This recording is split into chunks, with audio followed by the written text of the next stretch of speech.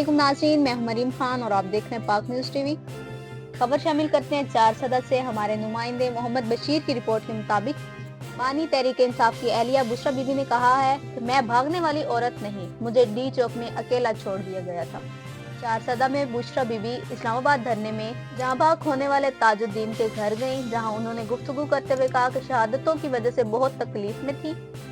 बुशरा बीबी ने कहा कि समझ नहीं आ रहा था कि लोग झूठ क्यों बोल रहे थे। डी चौक पर रात 12:30 बजे मैं अपनी गाड़ी में अकेली थी, किसी को नहीं पता था कि मेरी गाड़ी कौन सी है। वो डी चौक जबरदस्ती खाली करा रहे थे। उन्होंने कहा कि खान के लिए निकलने वालों को कभी अकेला नहीं छोड़ सकती थी। मैं वहां से नहीं हटी थी क्योंकि खान ने हटने का नहीं कहा था। मैंने सबको कहा था कि मुझे अकेला नहीं छोड़ना। बुशरा बीबी ने कहा कि मैंने सिर्फ आपको बताना है कि मैं वहां अकेली थी, मुझे सबने छोड़ दिया था। बहुत से लोग गवाह हैं, जो लोग रोड खाली करा रहे थे वो भी गवाह हैं। साबिक वजीर आजम की एहलिया ने कहा कि जब मैं वहां से नहीं जा रही थी तो सीधी मेरी गाड़ी पर फायरिंग हुई, बाकी काफिला बाद में आया।